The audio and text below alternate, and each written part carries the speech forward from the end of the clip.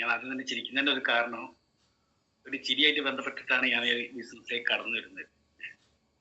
ഈ ഡയറക്ട് സെല്ലിങ്ങുള്ള ഒരു ബന്ധം അങ്ങനെയാണ്. ഞാനൊരു ജോലിയൊക്കെ അന്വേഷിച്ച് നടക്കുന്ന സമയത്ത് ബസ്സിൽ നിന്ന് ഒരു വ്യക്തി എന്നെ നോക്കി ചിരിച്ചതാണ്. അപ്പൊ ബസ്സിനോട് പറഞ്ഞ്, ജീവിതത്തിൽ രക്ഷപ്പെടാനുള്ള അല്ലെങ്കിൽ നല്ലൊരു ബിസിനസ് ഉണ്ട്, ഈ ഒരു അവസരം നിങ്ങളൊന്ന് കേട്ട് നോക്കിയിരുന്നു. പക്ഷെ ആ വ്യക്തി അങ്ങനെ പോയി. ഞാൻ എന്ത് ചെയ്തു എന്ന് പറഞ്ഞു കഴിഞ്ഞാൽ, ഈ ഒരു അവസരം ആ ഡേറ്റും കാര്യങ്ങളൊക്കെ നോട്ട് ചെയ്ത്, അന്ന് ഫോണൊന്നും ഇല്ലാത്ത സമയം.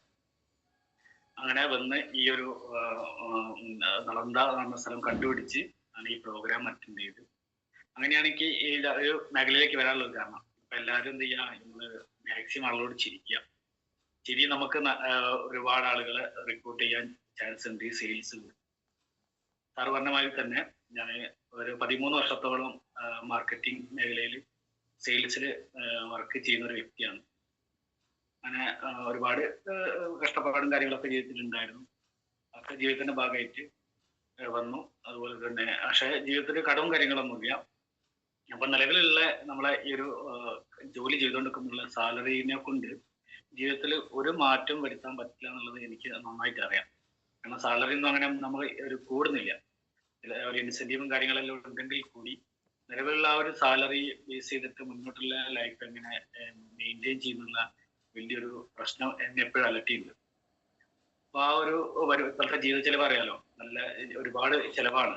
എല്ലാത്തിൻ്റെ അടുത്തേക്ക് പോകുന്ന സമയത്ത് ഡ്രസ്സ് ആയിക്കോട്ടെ, ഫുഡ് ഐറ്റംസ് ആയിക്കോട്ടെ, എല്ലാം ഭയങ്കര ചെലവാണ്. അപ്പൊ നിലവിലുള്ള എൻ്റെ ആ വരുമാനവും ജീവിത ചെലവൊന്നും ഒരിക്കലും മാച്ച് ചെയ്ത് പോകാൻ പറ്റില്ല എന്നുള്ളത് മനസ്സിലാക്കി. അപ്പോൾ കുറച്ച് അങ്ങനെയാണ് ഞാൻ ഡയറക്ട് സെല്ലിങ് ചെയ്താലോ, അല്ലാതെ ഇനി വേറെന്താ വഴി, നമ്മളതിൽ പൈസ ഒന്നും ഇൻവെസ്റ്റ്മെന്റ് ചെയ്യാനില്ലല്ലോ. അപ്പോൾ അത് മനസ്സിലാക്കിക്കൊണ്ട് ഞാൻ എന്ത് ചെയ്തു, ജി സാർ എന്ന് പറഞ്ഞ വ്യക്തിനെ ഞാൻ നേരത്തെ പറഞ്ഞ പോലെ ഡയറക്ട് സെല്ലിങ് ആയി ബന്ധം കൊണ്ട് ജി സാറെ ഞാൻ അങ്ങോട്ട് വിളിച്ച് കണക്ട് ചെയ്തു. അപ്പൊ ജി സാറ് ഈ ഒരു പ്രൊഡക്റ്റിനെ പറ്റിയും ഞാൻ ഈ റീപർച്ചേസിങ് സാധ്യതയുള്ള പ്രൊഡക്റ്റുകളാണോ ചോദിച്ച സമയത്ത് സാറും ഒക്കെ പറഞ്ഞു. അപ്പൊ തന്നെ ഞാൻ എന്ത് ചെയ്തു, ഈ ഒരു ബിസിനസ് ഏറ്റെടുത്തു. നിലവിലുള്ള എൻ്റെ ജോലിയോട് കൂടി ഞാൻ എന്ത് ചെയ്തു, പാർട്ട് ടൈം ആയിട്ട് ഈ ഒരു ബിസിനസ് ഏറ്റെടുത്തു. അതിനുള്ള സമയങ്ങൾ ഒഴിവുണ്ടാക്കി ചെയ്തു. അപ്പൊ അങ്ങനെ ഏറ്റെടുക്കാനുള്ള കാരണം പറഞ്ഞാൽ, ഒന്ന്, ഇത് നല്ലൊരു മഹത്തരമായ വലിയൊരു ആശയത്തിന്റെ ഭാഗത്തിലാണ് ഞാൻ ഈ ഒരു ഡയറക്ട് സെല്ലിങ് ഏറ്റെടുക്കാനുള്ള ഒരു കാരണം. കാരണം എംപ്ലോയി അല്ലെങ്കിൽ സെൽഫ് എംപ്ലോയി എന്ന് പറഞ്ഞ ഒരു കാറ്റഗറിയിലാണ് നമുക്കറിയാം നമ്മൾ ഫയലൊക്കെ പറയുന്ന മാതിരി 95% ആളുകളുണ്ട്. അപ്പൊ ഈ ഒരു സാധാരണ ആളുകളെ ഒരു വ്യവസായി അല്ലെങ്കിൽ വലിയൊരു ബിസിനസ്മാൻ പറഞ്ഞ ഒരു പ്രസ്ഥാനത്തിലേക്ക് ആളുകളെ മാറ്റിയെടുക്കുക എന്നുള്ള വലിയൊരു പുണ്യപ്രവർത്തനമാണ് നമ്മളോട് ചെയ്യുന്നത്. കാരണം സാധാരണക്കാരനായ ഒരു വ്യക്തി അല്ലെങ്കിൽ ഒരു ഡെയിലി വേജിന് പോകുന്ന ഒരു മാസ സാലറി വാങ്ങുന്ന ഒരു വ്യക്തിനെ സംബന്ധിച്ചിടത്തോളം ആ ക്വാർട്ടറിന്റെ നേരെ പോയിട്ട് നമ്മൾ എന്താ പറയാ, റൈറ്റ് സൈഡിലേക്ക് പോയിട്ട് ബിസിനസ് എന്ന് പറയുന്ന അല്ലെങ്കിൽ വലിയൊരു ഇൻഡസ്ട്രിയിൽ എന്ന് പറയുന്ന വലിയൊരു വ്യവസായത്തിലേക്ക് എത്തിക്കുന്ന ഒരു പ്രോസസ്സിലാണ് നമ്മൾ ഈ ഒരു ഡയറക്ട് സെല്ലിങ് തിരഞ്ഞെടുക്കുന്നത്. അപ്പോൾ മാക്സിമം ആളുകളെ നമ്മൾ എന്ത് ചെയ്യുക, ഈ ഒരു പ്രവർത്തനത്തിലൂടെ ജനങ്ങളെ മാറ്റിയെടുക്കുക എന്നുള്ള ഒരു പ്രവൃത്തിയാണ് നമ്മൾ ഈ ഒരു ഡയറക്ട് സെല്ലിങ്ങിന്റെ ഭാഗമായിട്ട് ചെയ്യുന്നത്. ആ ഒരു കാറ്റഗറി, ആ ഒരു പ്രവർത്തനമാണ് എന്ന ആശയമാണ് നമ്മുടെ മൈൻഡിൽ കയറി കിടക്കുന്നത്. അതുകൊണ്ട് തന്നെ ഈ ഒരു ബിസിനസ് സീരിയസ് ആക്കി ഏറ്റെടുക്കുന്ന സമയത്ത് നമുക്കറിയാം, അതുപോലെ കമ്പനി നല്ല കമ്പനിയാണോ, ആണ്. 2013 സ്റ്റാർട്ട് ചെയ്ത, ഇന്ന് 11 വർഷം കംപ്ലീറ്റ് ചെയ്ത ഒരു കമ്പനിയാണ് MI ലൈഫ്സ്റ്റൈൽ മാർക്കറ്റിംഗ്. അതുപോലെ തന്നെയാണ് കമ്പനി, നമുക്കറിയാം കമ്പനി ഒരുപാട് ഔട്ട്ലെറ്റുകളും അതുപോലെ തന്നെ 800ഓളം എന്താ പറയുക ഓഫീസുകളും വലിയൊരു വ്യവസായ കമ്പനിയാണ്.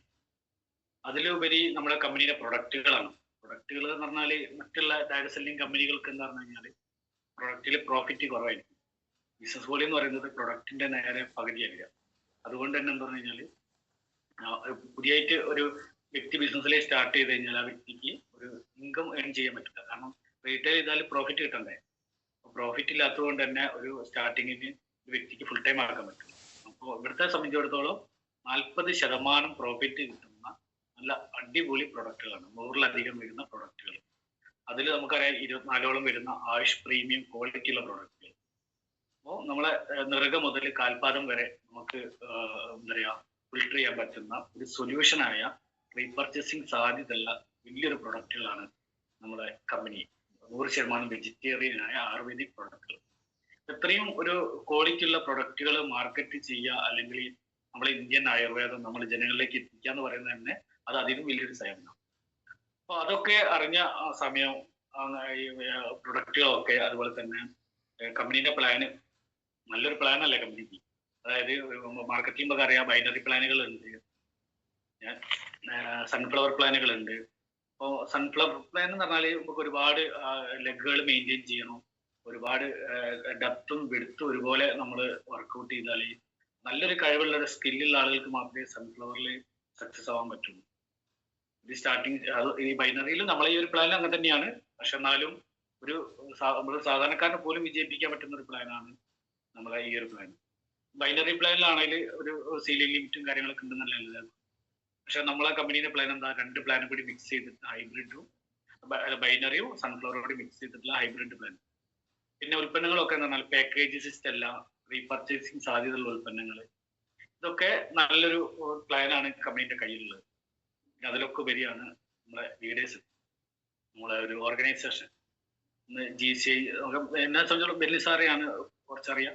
ആ ബെല്ലി സാറ് ഓർഗനൈസേഷൻ AIG നല്ലൊരു എന്താ പറയുക, നല്ലൊരു വിഷനുള്ള ഒരു ഓർഗനൈസേഷനാണ്. മറ്റുള്ള ഏതൊരു മൈലേജ് സ്റ്റൈൽ ഗ്രൂപ്പിനെ സംബന്ധിച്ചിടത്തോളം സ്നേഹം ഏറ്റവും കൂടുതലുള്ളതും അതുപോലെ തന്നെ ബന്ധങ്ങൾ നിലനിർത്തുന്നതും ഒരു ഡിസ്ട്രിബ്യൂട്ടേഴ്സിനെ പോലും നമ്മൾ ഒഴിവാക്കാതെ എല്ലാവരും കൂട്ടിപ്പിടിച്ച് മുന്നോട്ട് പോകുന്ന ഒരു ഗ്രൂപ്പാണ് നമ്മുടെ ഈ ഒരു ബെല്ലി സാർ ഓർഗനൈസേഷൻ. അതുപോലെ തന്നെ മൈലേജ് സ്റ്റൈൽ തന്നെ നമുക്കറിയാം, പിന്നെ മുബിൻ സാറ് പോലുള്ള ആളുകൾ, അതുപോലെ തന്നെ അനീൽ സാർ പോലുള്ള ആളുകളൊക്കെ ഭയങ്കര നല്ലൊരു ഓർഗനൈസേഷന്റെ ഭാഗമായിട്ടാണ് ഇന്ത്യയിൽ പ്രവർത്തിക്കുന്നത്.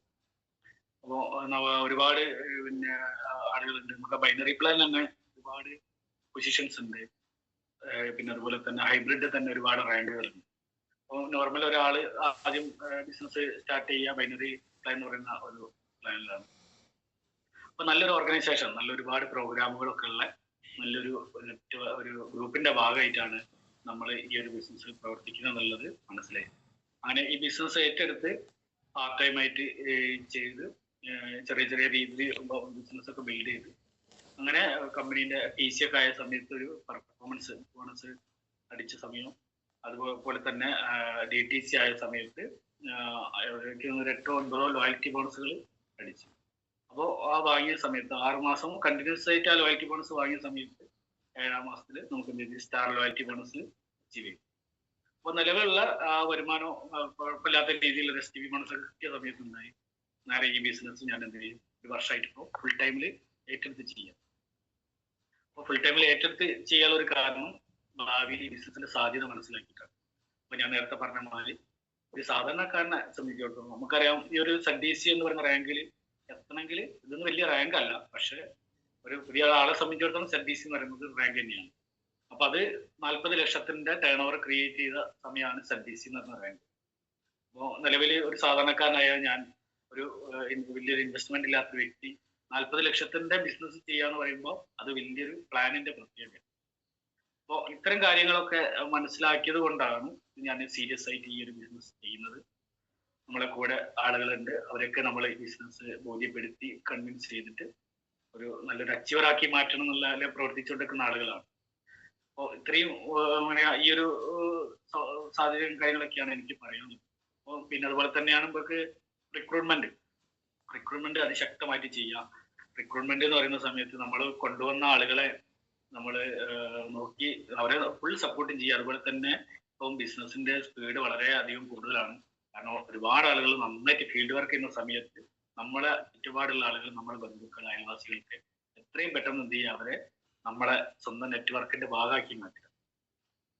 കാരണം അത് നമ്മുടെ ബന്ധുക്കളും സുഹൃത്തുക്കളും മറ്റുള്ള ആളുകളെ ആയിട്ട് ബന്ധപ്പെട്ടിരിക്കുന്ന ആളുകളാണ്. അപ്പോൾ നമ്മൾ വേറൊരാളെ ഓർഗനൈസേഷനിൽ പോകുന്നതാണ് നല്ലത്, നമ്മളെ ഒരു ഓർഗനൈസേഷനിലേക്ക് ആളുകൾ എത്തുന്നതാണ്.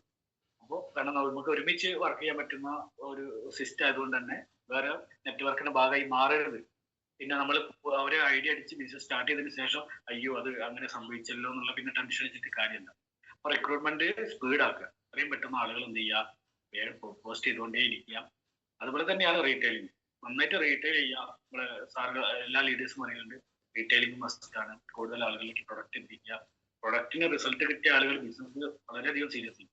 വിവിധ ആളുകളൊക്കെ തന്നെ നമുക്ക് കേൾക്കാം ഓരോ പ്രൊഡക്റ്റിന് റിസൾട്ട് കൊണ്ടാണ് ബിസിനസ് ഏറ്റെടുക്കുന്നത്. അപ്പോൾ മാക്സിമം നന്നായിട്ട് റീറ്റെയിൽ ചെയ്യുക. ലീഡേഴ്സ് പറഞ്ഞപ്പോൾ ലീഡേഴ്സിന്റെ ഒക്കെ പറയുന്ന ആ ഒരു സിസ്റ്റം പ്രകാരം നമ്മൾ കൃത്യമായിട്ട് വർക്ക് ചെയ്യുകയാണെങ്കിൽ കുറച്ചൊരു വിജയത്തിന്റെ കുറച്ചുകൂടി സ്പീഡ് വരും. അപ്പൊ ഞാൻ ഇന്ത്യയിലൊക്കെ ഒരുപാട് പോരായ്മകളുണ്ട്. അപ്പോൾ നമ്മൾ എനിക്ക് എന്നെ തന്നെ മാറ്റാൻ പറ്റുള്ളൂ. എന്റെ ഓരോ എന്താ പറയാ എന്തൊക്കെയാണോ എന്റെ നെഗറ്റീവ്, എനിക്ക് എന്റെ പ്രശ്നങ്ങൾ അല്ലെങ്കിൽ ആ ഒരു എന്താ പറയാ മാറ്റങ്ങൾ ഞാൻ ബിസിനസ്സിലേക്ക് നേരത്തെ പറഞ്ഞ മാതിരി വലിയൊരു വ്യവസായത്തിലേക്കാണ് നമ്മൾ എത്തിയത്. അപ്പൊ ഒരുപാട് മാറ്റങ്ങൾ നമുക്ക് വേണം. എന്നെ തന്നെ എന്ത് ചെയ്യുക, ഫിൽട്ടർ ചെയ്ത് മാറ്റുക. വേറെ ആൾക്ക് ഒരാളെ മാറ്റാൻ പറ്റും. എന്നെ തന്നെ സ്വയം മാറുക. കാരണം ലീഡേഴ്സ് പറയുന്നതൊക്കെ നമ്മുടെ നല്ലൊരു കാര്യത്തിന്. അവരൊരിക്കലും നമ്മളൊരു എന്താ പറയാ മറ്റുള്ള കമ്പനികളിലൊക്കെ അല്ലെങ്കിൽ പുറത്തുള്ള ഒരു ട്രഡീഷണൽ ബിസിനസ്സിലാണെങ്കിൽ ഒരിക്കലും എന്ത് ചെയ്യില്ല, ഒരാളെ നന്നാക്കാൻ വേണ്ടിയിട്ടോ അവരുടെ വിജയത്തിന് വേണ്ടിയിട്ട് മറ്റുള്ള ഷോപ്പാരം പ്രവർത്തിക്കില്ല. കാരണം അത് അവരെ കച്ചവടത്തിന് പറഞ്ഞു.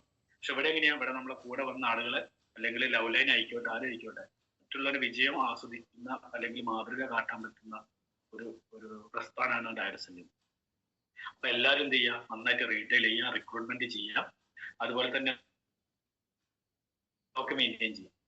അതേപോലുള്ള നമ്മുടെ പ്രൊഡക്റ്റിന്റെ സ്റ്റോക്ക് എന്തായാലും എല്ലാവരും മെയിൻറ്റെയിൻ ചെയ്യുക. കാരണം ഏറ്റവും ചുരുങ്ങിയത് ഒരു 50,000 രൂപേന്റെ പ്രൊഡക്റ്റ് നമ്മുടെ കയ്യിൽ സ്റ്റോക്ക് നമുക്ക് ഡബിൾ ലൈനോടോ അല്ലെങ്കിൽ അപ്പ് ലൈനോടോ ചോദിക്കേണ്ട അവസ്ഥ ഉണ്ടാവില്ല. അപ്പോൾ ആ ഒരു പിന്നാലെ പിന്നെന്താ ചെയ്യുക, കൂടുതലായിട്ട് റീറ്റെയിൽ ചെയ്യാനോ ഒരു ബിസിനസ് മൈൻഡ്, സാധാരണ ഏറ്റവും ചുരുങ്ങിയത് ബിസിനസ് മൈൻഡ് വേണമെങ്കിൽ തന്നെ ഇത്രയും സ്റ്റോക്ക് വേണം. ഒരു 40-50 ലക്ഷം സ്റ്റോക്ക് വെക്കുന്നതിന് പകരമാണ് നമ്മുടെ ഈ ചെറിയൊരു സ്റ്റോക്ക്. അപ്പൊ സ്റ്റോക്ക് മെയിൻറ്റെയിൻ ചെയ്യാം എല്ലാവരും. അങ്ങനെ എല്ലാവരും എന്താ പറയുക. അപ്പൊ അതുപോലെ തന്നെ ഞാൻ നിലവിൽ തോന്നുന്നു വർക്ക് ചെയ്യുന്ന സമയത്തൊക്കെ 2-3 ബൈക്കുകൾ ഞാൻ ഉപയോഗിക്കുന്നു. ഏകദേശം വില കുറവുള്ള സാധാ ബൈക്കുകളാണ്. അപ്പൊ അതിനെ അപേക്ഷിച്ചിട്ട് എന്നെ സംബന്ധിച്ചിടത്തോളം ഞാൻ 2.5 ലക്ഷത്തിന്റെ ഒരു ബുള്ളറ്റ് എനിക്ക് വാങ്ങാൻ കഴിഞ്ഞിട്ടുണ്ട്. അതൊക്കെ ഈ ബിസിനസിന്റെ ഭാഗമായിട്ട് വന്ന നേട്ടങ്ങളാണ്. എൻഫീൽഡ് എന്ന് പറഞ്ഞാൽ ഒന്നുമല്ല, പക്ഷെ എന്നെ സംബന്ധിച്ചിടത്തോളമാണ് ഞാൻ പറഞ്ഞത് ഒരു നേട്ടം തന്നെയാണ്. അപ്പോൾ ഇത്രയും കാര്യങ്ങളാണ് ഈ ഒരു ചെറിയ സമയം കൊണ്ട് ഷെയർ ചെയ്യാനുള്ളത്. പിന്നെ ഓക്കെ മനോജ് സാറേ, സ്പീഡാണ്.